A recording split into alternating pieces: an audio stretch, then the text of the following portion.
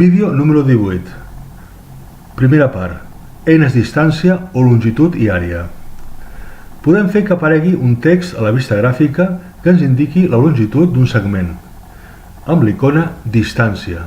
La trobem aquí, en aquest grup d'icones.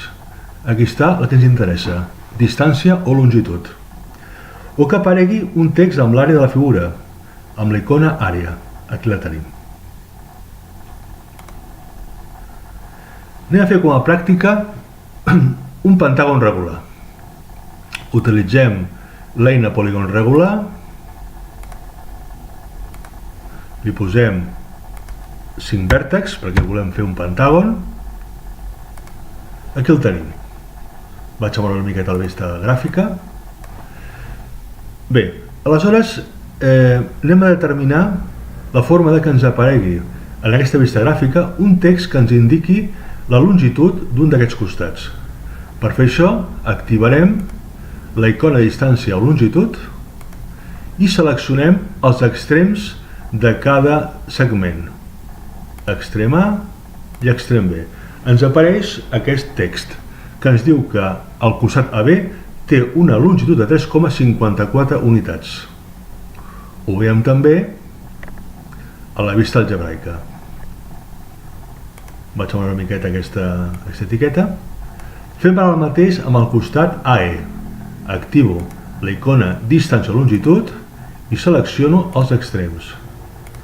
M'apareix un text que m'indica que la distància entre el punt A i el punt E, és a dir, el que mesura aquest costat AE, és també de 3,54 unitats. Què passa si, per exemple, en lloc de seleccionar els extrems, selecciono directament el segment, al costat del polígon regular, del pentàgon? Veurem que la situació varia una mica. Selecciono distància, selecciono el costat i m'apareix únicament el valor d'aquesta longitud, 3,54. Faig el mateix per la resta de costats del pentàgon. Ara anem a centrar-nos en l'àrea. Però abans d'això el que farem serà una mica canviar el nom que per defecte dona el programa al pentàgon. L'anomena polígon 1. Vaig a canviar el seu nom. El selecciono, botó dret, i li vaig a canviar el nom. I li posarem pentàgon, que és el que realment és. Un pentàgon. Ja tinc canviada l'etiqueta d'aquest polígon. Bé, el que farem serà trobar quan val la seva àrea.